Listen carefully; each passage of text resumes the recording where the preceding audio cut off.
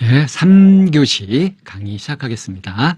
3교시에는 세움과 견해의 양면을 알아볼 건데요. 세움의 양면, 그리고 견해의 양면, 이것을 이해하고 일상에서 이게 세움이구나, 이게 견해이구나, 지금 이게 이렇게 나타나고 있구나 하는 것을 관찰할 수 있도록 하는 게 이제 목표인데요. 세움의 양면은 자존과 오만, 견해의 양면은 소신과 고집, 이렇게 정리해 볼 수 있습니다. 어떤 사람은 너무 자존심이 세서 잘 어울리지 못하죠. 어떤 사람은 반대로 누구한테나 굽실거리면서 그러면서 스스로 힘들어하기도 합니다. 아주 위축돼 있고 그런 경우죠. 어떤 사람은 조금만 싫은 소리를 들어도 발끈하는가 하면 어떤 사람은 온갖 수모를 받고 이렇게 해도 전혀 반발하지 않으면서 그냥 고스란히 받는 사람도 있죠. 아이들이 이런 경우에 왕따를 당하기도 하고 그러죠. 이걸 보면 너무 거만해도 탈이고 너무 비굴해도 탈이죠. 과연 자기 자신을 어느 정도 세워줘야 되는 건지, 얼만큼 내세우는 것이 바람직할까 좀 찾아봐야 되겠죠. 자, 견해. 이 견해도 이제 두 얼굴이 있습니다. 자기 목숨을 버리면서까지 자신이 믿는 바대로 그렇게 행동하는 사람이 있는가 하면 우리 옛날 독립투사 같은 분들을 생각하면 되겠죠. 어리석은 생각에 사로잡혀서 자신을 괴롭히고 또 주위에 걱정을 끼치는 그런 사람도 많이 있습니다. 그러니까 자기 나름의 생각이 너무 강해도 문제가 되고 그냥 또 나름의 생각은 없이 그저 남들의 생각에 흔들리고, 왜 귀가 너무 얇아서 그러는 것도 미덥지 않고요. 과연 어떤 생각을 얼만큼 이렇게 딱 중심을 잡고 있어야 바람직한 걸까요? 자, 먼저 이제 세움. 자신을 존중하면 당당할 수 있지만 이런 자존, 자기 존재감 또는 자기 존중을 잃으면 오만에 빠진다. 이게 얼핏 들으면 이해하기 좀 어려울 수도 있는데요. 설명해 보자면 그렇습니다. 스스로 중심을 딱 잡고 몸과 마음이 조화 균형을 이루면서 건강하게 딱 사는 데는 꼭 필요한 것이 자존감이라고 하는 겁니다. 이 자존감은 자존심하고는 달라요. 그러니까 자존심 내세운다 하는 거는 자존감이 약한 사람이에요. 이 자존감을 제대로 갖지 못할 때 이 비굴하거나 또는 반대로 쓸데없이 뽐내려고 하거나 하는 일들이 생깁니다. 정리해보자면 그렇습니다. 자존이라는 건 부당한 대우를 받거나 억울한 일을 당할 때 그때 자신을 지켜낼 수 있는 것, 그게 자존이에요. 못났다는 생각 또는 잘났다는 생각, 이렇게 빠지게 되면, 못났다는 생각에 빠지면 비굴해지죠. 잘났다는 생각에 빠지면 오만에 빠지죠. 지나치게 대접받으려는. 그러니까 오만하다는 것은 자존감을 잃은 데서 나오는 삐뚤어진 마음인 거예요. 잘났다는 생각에서 나오는 삐뚤어진 마음이라고 할 수 있습니다. 그 이성계와 무학대사의 이야기는 굉장히 많이 알려진 이야기고, 이게 이제 심리학에서 이 투사라고 하는 과정을 설명할 때 많이 이제 얘기가 되는 부분인데요. 이성계는 다 아시죠? 조선왕조를 세운 태조 이성계. 근데 이 무학대사하고 좀 많이 친했다 그래요. 근데 이제 어느 날 이제 무학대사하고 이야기를 나누다가 이제 장난기가 발동해가지고 우리 좀 서로 좀 농이나 좀 합시다. 그러니까 뭐 그러시죠. 했는데 뭐 대사는 어떻게 불문의 제자가 꼭 그렇게 돼지처럼 그렇게 생겼어. 하하하. 이제 이렇게 농을 걸었죠. 근데 그럼 이제 같이 서로 이제 디스전 아니에요, 그죠? 서로 디스를 이제 하려고 이렇게 하는데 이제 무학대사가 뜻밖에도 대왕께서는 정말 부처님처럼 생기셨습니다. 그러니까 이제 이성계가 디스했는데 그렇게 돌아올 줄 알았는데 이렇게 확 오니까 머쓱해졌죠. 아니 농담하기로 해놓고서 그렇게 말씀하시면 제가 겸연쩍지 않습니까? 쑥스럽지 않습니까? 이제 그랬더니 이제 무학대사가 껄껄껄 웃으면서 그랬죠. 본래 뭐 돼지 눈에는 돼지만 보이고 부처님 눈에는 부처님만 보이는 법 아니겠습니까? 그런 거죠. 누가 농담을 한 거예요? 그래서 이 두 사람이 서로 마주보고 이제 허탕하게 웃었다 그래요. 농담은 멋진하게 잘 나눈 거죠. 자, 이걸 한번 좀 분석을 해볼게요. 이성계는 한나라의 왕으로 가장 지위가 높았으니까 당연히 그 앞에서 다른 사람들은 자기 자신을 낮춰야 되는 거죠. 고개 들고 똑바로 쳐다봐도 안 되는 거잖아요. 어디 갑자기 눈을 깔어 이렇게 되는 거 아니에요. 근데 무학대사는 어떻습니까? 이 가장 높은 왕을 상대로 거침없이 농담을 했죠. 뭐라고 농담했어요? 너 돼지 새끼다 이렇게.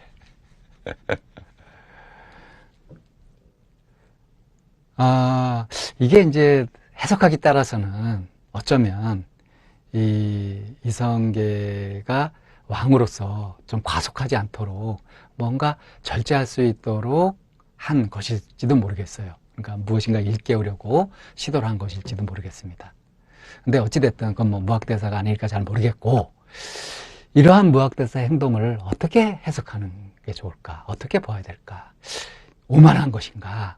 아니면 자존, 자존을 지키는 그런 표현인가 하는 거예요. 뭐라 그랬어요? 자기는 부처라 그랬잖아요. 그러니까 자신을 부처라 하는 것은 이건 엄청나게 오만한 거고 이건 망발이라고 합니다. 그죠?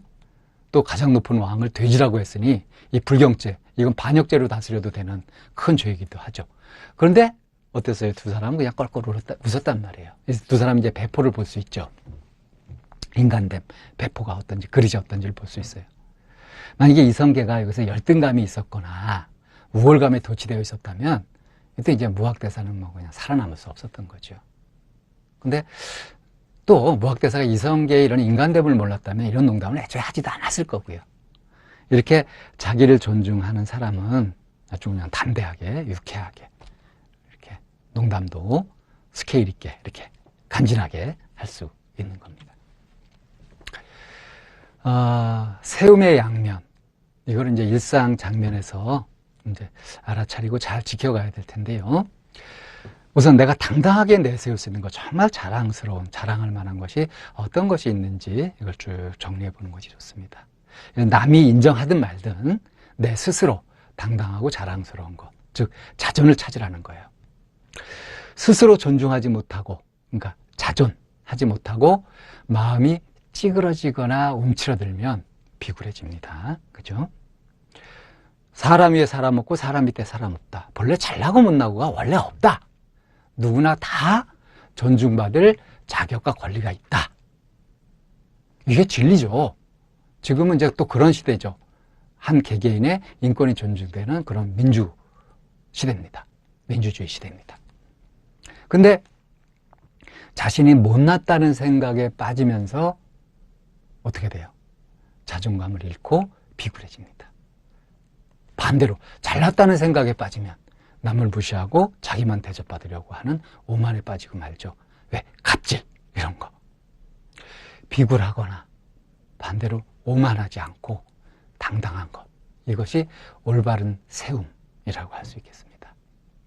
그래서 겸손하되 비굴하지 않고 당당하되 오만하지 않은 것. 오만을 자존으로 바꾸려면, 또는 비굴을 자존으로 바꾸려면 어떻게 하는 게 좋으냐? 차이를 인정하라. 차이를 인정하라. 그리고 차이를 존중하라. 세상 만물이 다 나름대로의 자리와 쓰임이 있다. 개똥도 약에 쓰이면 귀하다. 이런 것 있죠? 몇 가지 굳은 틀을 잣대로 해가지고 우열을 가리면서 저건 쓰레기고 저건 소중한 것이고 이렇게 해버리니까 공연히 그 이제 경쟁하고 다투고 그렇게 되잖아요. 자, 남다른 점이 있을 때 그 차이를 그대로 인정하고 존중하면 자연스럽게 서로 존중하는, 소중히 여기는 마음이 생기게 되고요. 그래서 나도 소중하고 상대도 소중하고 하면 이 소중하고 귀한 존재들이 사는 대단히 좋은 세상 아닙니까? 그죠? 자, 이제 견해의 두 얼굴, 이제 소신과 고집, 옳다고 믿는 대로 실천까지 하게 되면 이건 소신이 됩니다. 그런데 앞뒤가 맞지 않는 모순되는 생각, 이런 것들은 이제 고집인 거죠. 어떤 유혹이나 또는 반대로 협박, 강압, 이런 것에 꺾이지 않고 자기가 옳다고 믿는 바대로 당당하게 나아가는 것이 소신이다. 근데 엉뚱한 주장이나 견해에 빠지면 이건 쓸데없는 고집이 되어버립니다.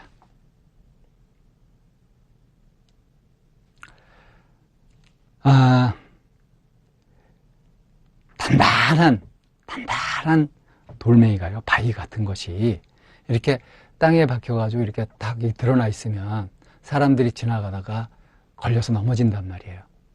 이건 어때요? 이 단단한 것이 문제가 아니라 이게 제자리를 찾지 못한 거죠.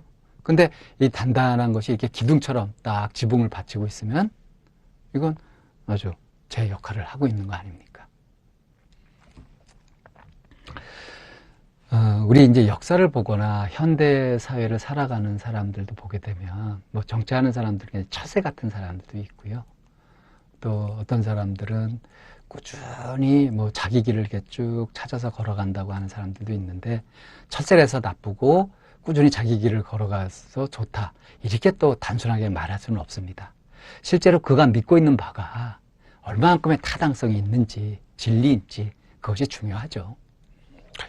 자, 대충 타협하거나 또는 항복하거나 하지 않고 옳다고 믿는 바대로 실천하는 마음, 이걸 소신이라고 합니다. 이 소신을 가지게 되면 죽음도 불사하는 그 정도로 당당해집니다. 그래서 이 태국이라는 나라가 이제 그 식민지 지배에서 벗어나고 하면서 이제 독재 정권 시대가 있었거든요. 근데 이 독재를 끝내게 만들었던 것이, 그때 이제 종교 지도자들의 힘이 컸어요. 태국은 이제 불교 국가죠. 그러다 보니까 이제 그 스님들이 이제 정신적인 지도자가 되는데, 이 독재 정권에 항의를 해서 소신 공양을 합니다. 많은 사람들이 보는 앞에서 몸에 휘발유 이렇게 얹고 몸에 불을 지르고 그렇게 자신을 불태워 가는 거죠.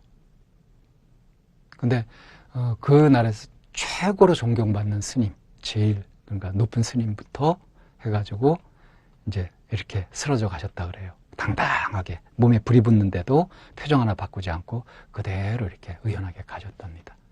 이렇게 해도 독재 정권이 무너지지 않았는데, 그 스님이 간 다음에 또 다른 스님이 해서 한 7분 정도가 이렇게 차례로 이렇게 산화하셨다 그럽니다. 그래서 결국은 이제 대중들이 깨어나서 이제 독재 정권이 무너지게 되었다고 해요. 이런 것들이 소신이죠. 뭐 꼭 외국까지 가지 않더라도 우리도 그 일제 식민지 시대에 독립운동을 했던 분들, 뭐 이런 게 이제 소신을 지켜가는 그런 얘기를 듣거나 하면은 뭔가 좀 가슴이 뛰고 그러지 않습니까? 이게 가슴이 뛰지 않고 그런다 그러면 혹시 자기가 너무 위축되어 있지는 않는지 볼 필요도 있을 것 같아요. 근데 옳다고 믿는다고 하더라도 모순되는 것을 갖고 있는 것, 그래서 이치에 맞지 않는 생각, 주장, 이런 것들을 따르면서 이 다른 사람들과 소통하지 않는 것은, 이건 이제 고집이라고 할 수 있습니다. 이 고집은 공연히 수고롭기만 할 뿐 아무런 득이 없다. 더 나아가서 해롭기도 하다. 이제 어떤 종교적인 믿음 때문에 수혈을 받지 않아서 아이가 죽게 되는, 그 부모가 이제 수혈을 시키지 않아서 죽게 되는, 수혈을 했으면 살았을 텐데, 이런 거, 이거를 소신이라고 봐야 될까요? 제가 보기엔 이런 건 고집일 뿐인 것 같습니다. 만해 한용운, 보통 이게 시인으로 알고 있죠. 만해 한용운 선사의 시, 대표적인 시가 뭐예요?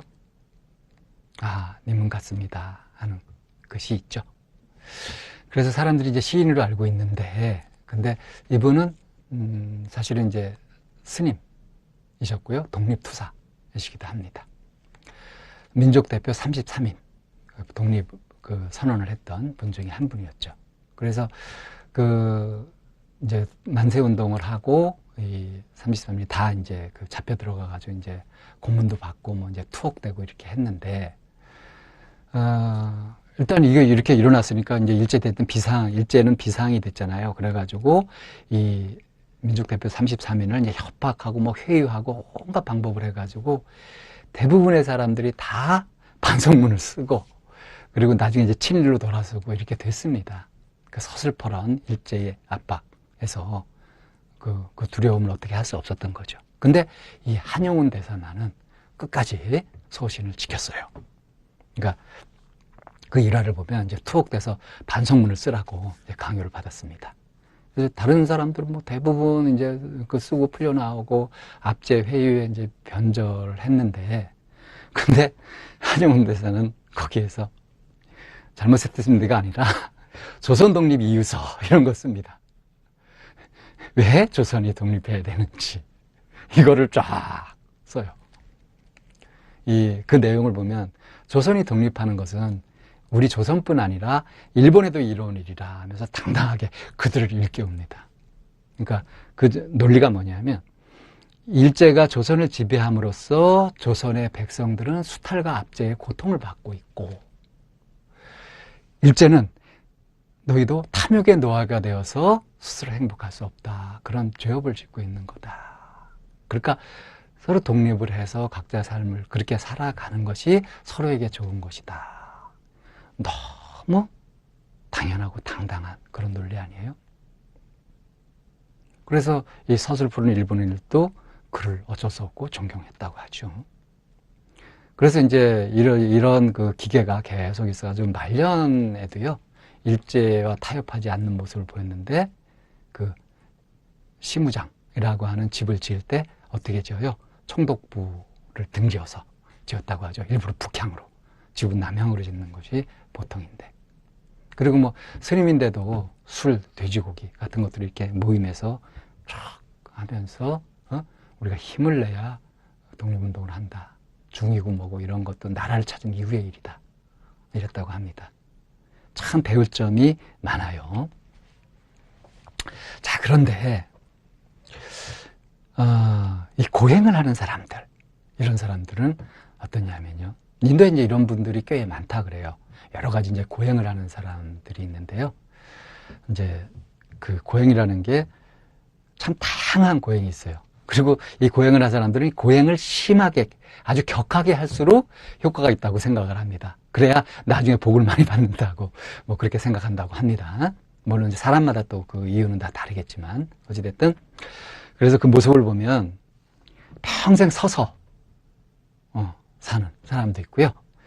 계속 가시를 이렇게 깔아놓고 글로 이제 뒹굴고 이러면서 가시로 몸을 찌르면서 고통을 받기도 하고, 사람 말을 하지 않고 계속 짐승처럼 이렇게 네 발로 다니면서 컹컹 짖고 막 이렇게도 하고요. 이렇게 이 사람들이 나름대로 자기들이 믿고 있는 바대로 그렇게 실천하면서 살고 있습니다. 그래서 왜 이렇게 하느냐 하고 물어보면 이제 이런 대답들을 한다 그래요. 살아서 고통을 많이 받을수록 다음 생에는 고귀한 신분으로 태어나서 쾌락을 마음껏 누릴 수 있다. 이렇게. 근데 이 말대로라면 이게 무슨 뜻이 되죠? 결국 쾌락을 얻기 위해서, 즐거움을 얻기 위해서 고통을 받는다는 거 아니에요? 고통을 통해서 즐거움을 구한다. 이게 앞뒤가 안 맞죠? 앞뒤가 안 맞지 않습니까? 모순되지 않아요? 그런데 이런 엉뚱한 주장이나 견해에 빠지게 되면 이 고통을 견뎌내는 능력이 커질 수 있을지는 모르지만 그가 말하는 즐거움 얻을 수 있을까요? 참 어리석은 고집이라고 할 수 있죠. 이렇게 어리석은 고집을 부리고 있는 사람들이 참 많지 않습니까? 예, 우리나라에도 참 많죠. 자, 지금 내가 가지고 있는 옳다고 믿는 바를 한번 쭉 적어봅니다. 이 견해 가운데서 이치에 맞고 앞뒤가 맞는 소신과 근거 없이 그냥 믿게 된 주장을 가려볼 필요가 있겠죠. 만약에 이치에 맞지 않는 엉뚱한 주장이나 견해에 빠져서 마음이 닫혀있는 상태, 즉 고집에 사로잡혀 있을 때 이럴 때는 자기 삶도 망가지고 다른 사람한테 피해를 주게 됩니다. 그래서 쓸데없는 고집으로 외톨이가 되고 손가락질 받고 화합하지도 못하고 이런 경우를 종종 볼 수 있어요. 자, 소신을 가지되 고집으로 눈이 멀지 않도록 조심해야 되겠습니다. 동의되시죠? 그런데 이 소신과 고집 구분할 수 있으실까요? 우선 이치에 맞아야 하고, 그리고 정말 이제 마음을 깊이 살펴가면서 잘 판단해 봐야 됩니다. 견해를 잘 쓰기 위해서, 즉 소신을 갖기 위해서, 고집이 아니라 소신을 갖기 위해서 어떻게 해야 되냐. 고집을 소신으로 바꾸려면 이게 지금 내가 갖고 있는 것이 정말 옳은지 이걸 현실 검증을 해볼 필요 있어요. 그래서 내가 옳다고 믿는 것들을 기회가 될 때마다 다른 이들과 열고 나누고 해가지고 자꾸 소통을 해보는 것이 좋습니다. 이게 진정으로 올바른 것이라고 한다면 다른 이들과 깊이 공감할 수 있을 것이고요. 그냥 고집일 뿐이라면 공감이 안 될 겁니다.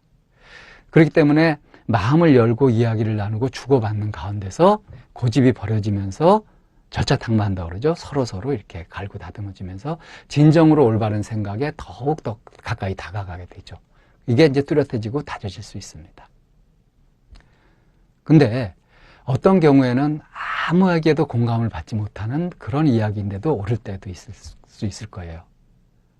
이거는 이제 이런 방식으로 되는 건 아니고 정말 더 깊은 연구, 더 확실한 어떤 그런 근거 같은 거를 가졌을 때 공감받지 못하더라도 그러더라도 확실하게 증명할 수 있는 그런 근거가 필요하다고 할 수 있겠습니다. 어찌됐든 자기 혼자 생각을 옳다고 주장하는 이런 부분을 계속 굳게 해가지고 이게 옳아 하는 것은 자칫 굉장히 위험한 고집에 빠질 수 있다는 거죠. 자, 이 6가지 마음을 한눈으로 쭉 봤습니다. 욕심, 탐, 성냄, 진, 무지, 치, 의심, 의, 세움, 만, 견해, 견, 탐진치, 의만견.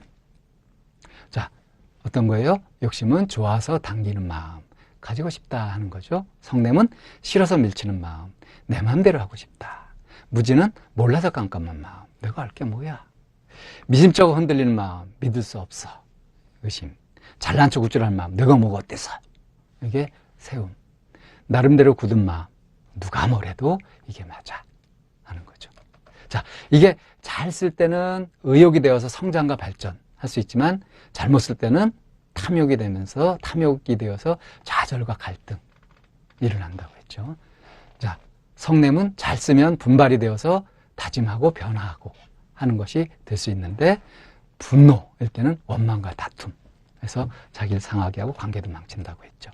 무지, 몰라도 되는 걸 모르는 그런 태평이 됐을 땐 평화로움과 여유. 근데 알아야 될 것을 모르는 무능일 때는 재앙과 곤란, 이것을 겪게 되는 거고요. 의심을, 건전한 의심, 합리적인 의심을 가졌을 때는 탐구심이 되어서 새로운 발견을 이끌게 되지만, 그렇지 않고 불필요한 의심을 했을 때, 그럴 때는 헤매게 된다. 그래서 혼란과 방황에 빠져든다. 자존감을 갖게 됐을 때 사람다운 삶을 갖게 되지만, 그렇지만 나 잘났다 하는 오만을 갖게 됐을 때는 열등, 반대로 우월, 오만, 비굴, 이게 다른 모습이죠. 정반대되는. 소신, 이건 당당한 겁니다. 당당한 거고, 정말 객관적으로 합리적으로도 맞는 그런 생각, 모순이 되지 않는 그런 소신인 거죠. 근데 자기 나름의 것일 때는 이제 갑갑한 느낌, 남이 봐도 갑갑하고요, 자기 자신도 자기를 계속 단단하게 하지 않으면 안 되는 거죠. 이건 이제 쓸데없는 고집일 경우가 많습니다. 자, 이렇게 살펴봤는데요. 자신을 존중하는 자존, 이것은 사람답게 사는데 꼭 필요한 마음인데, 이 자존에 상처를 입었을 때 비굴하거나 오만해지게 된다는 겁니다. 그래서 자존심 내세우는 이런 것들은 자존에 상처를 입은 거다, 이렇게 보면 돼요. 자존은 차이를 그대로 존중하는 마음이고요, 오만은 어떤 잣대로 차별하면서, 다른데 차별하면서 무시하려는 그런 마음입니다. 그래서 이 오만을 자존으로 바꾸려면 차이를 인정하고 존중하는 연습. 이것이 되겠고요. 그 다음에 이치에 맞지 않고 앞뒤가 맞는 생각. 이치에 맞고 앞뒤가 맞는 생각. 이것을 꿋꿋이 지키면서 실천하는 것이 소신인데 엉뚱한 주장이나 견해에 눈이 멀면 고집으로 마음이 굳어버린다. 이 소신은 당당하고 의연해요. 근데 고집은 공연히 수고롭기만 할 뿐 아무런 득이 없다. 오히려 해롭다. 이 고집을 소신으로 바꾸려면 자기가 가진 생각을 다른 사람들과 교류하면서 계속 검증해가는, 그래서 계속 업데이트를 해가면서 바꿔가는, 세상 모든 것이 변해가기 때문에 이런 것들을 해가면서 같이 어울려가는 그런 유연함이 필요하다고 할 수 있습니다. 자, 이렇게 4주 공부를 마치면서요, 이제 다음 주에 계속 마음 알기, 이제 3번째 시간이 되는데, 이런 마음들을 좀 더 체계적으로 이해해보는 그런 틀, 그러니까 이제 심리학 분야에 대해서 이제 공부를 해볼 겁니다. 예, 4주까지 이렇게 공부하시느라고 수고가 많으셨습니다. 5주 공부 기대되시죠?